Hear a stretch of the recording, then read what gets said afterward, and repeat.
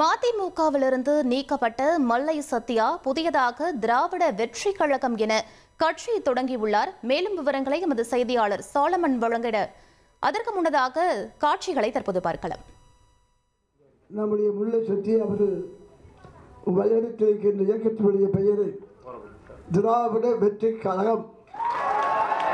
திராவிட வெற்றி கழகம், திராவிட வெற்றி கழகம், திராவிட வெற்றி கழகம், அண்ணாவின் புகழ், திராவிட வெற்றி கழகம், பெரியாரின் புகழ், திராவிட வெற்றி கழகம், திராவிட வெற்றி கழகம், புதிய சகாப்தத்தின் தொடக்கம், திராவிட வெற்றி கழகம், அண்ணாவின் புகழ், பெரியாரின் புகழ், திராவிட வெற்றி கழகம், திராவிட வெற்றி கழகம், திராவிட இயக்கத்தினுடைய நாற்றாங்கால் திராவிட வெற்றி கழகம், திராவிட வெற்றி கழகம், அண்ணாவின் புகழ், பெரியாரின் புகழ், திராவிட வெற்றி கழகம், திராவிட வெற்றி கழகம், திராவிட வெற்றி கழகம், பெரியாரின் புகழ், அண்ணாவின் புகழ், திராவிட வெற்றி. மதிமுகவிலிருந்து நீக்கம் செய்யப்பட்ட மல்லை சத்யா புதிய கட்சி ஒன்றை தொடங்கியிருக்கிறார்.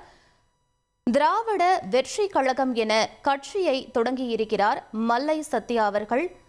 அது தொடர்பான நேரடி காட்சிகளை நாம் திரையில் பார்த்து கொண்டிருக்கிறோம். மல்லை சத்யாவின் புதிய கட்சியின் பெயர் திராவிட வெற்றி கழகம் என ஒரு புதிய கட்சியை அவர் தொடங்கியிருக்கிறார்.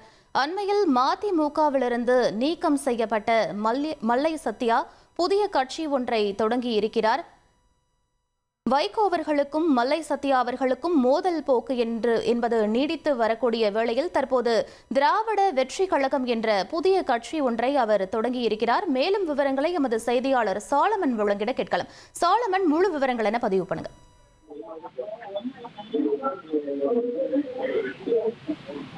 மதிமுகவில் இருந்து அவர் நீக்கப்பட்ட நிலையில மல்லை சத்யா ஒரு புதிய கட்சி ஒன்றை துவங்க இருப்பதாக அவர் அறிவிக்கப்பட்ட நிலையில இன்று அந்த கட்சியினோட பெயரானது அறிவிக்கப்பட்டது. குறிப்பாக அவர் திராவிட வெற்றி கழகம் என்ற பெயரை தற்போது அறிவிக்கப்பட்டிருக்கிறது.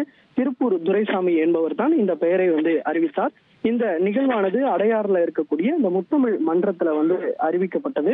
குறிப்பாக அவரது கட்சி தொண்டர்கள் உட்பட பலர் இந்த நிகழ்வுல பங்கேற்றனர். இவர் ஏற்கனவே மதிமுக துணை பொதுச் செயலாளராக பொறுப்பு வகித்த நிலையில மல்லை சத்யா அந்த வைகோ மற்றும் துரை வைகோக்கு ஆகியோருடன் ஏற்பட்ட கருத்து வேறுபாடு காரணமாக அவர் மதிமுகவில் இருந்து நீக்கப்பட்டார். அதன் பின்னர் அவர் புதிய அரசியல் கட்சியை தொடங்கி இருப்பதாக அறிவித்து கருப்பு சிவப்பு நிறத்துல அவர் 7 மஞ்சள் நட்சத்திரங்களுடன் சிறப்பு சிவப்பு நிறத்திலான ஒரு கொடியை அறிமுகப்படுத்தியிருந்தார். தற்போது அவர் அந்த கொடியை மட்டும் அறிமுகம் செய்த நிலை அதற்காக ஒரு குழு ஒன்றை அமைத்தார். அந்த குழுவுல 10க்கும் மேற்பட்ட நபர்கள் இடம்பெற்ற நிலையில இந்த கட்சியினோட பெயர் சூட்டும் விழாவானதுதான் தற்போது நடைபெற்று அந்த கட்சிக்கு அவர் பெயரை சூட்டி இருக்கிறார். விவரங்களுக்கு நன்றி சோலமன். உங்கள் தந்திவன் தொலைக்காட்சியில் தெனாலிராமன் தினமும் மாலை 6 மணிக்கு காண தவறாதீர்கள்.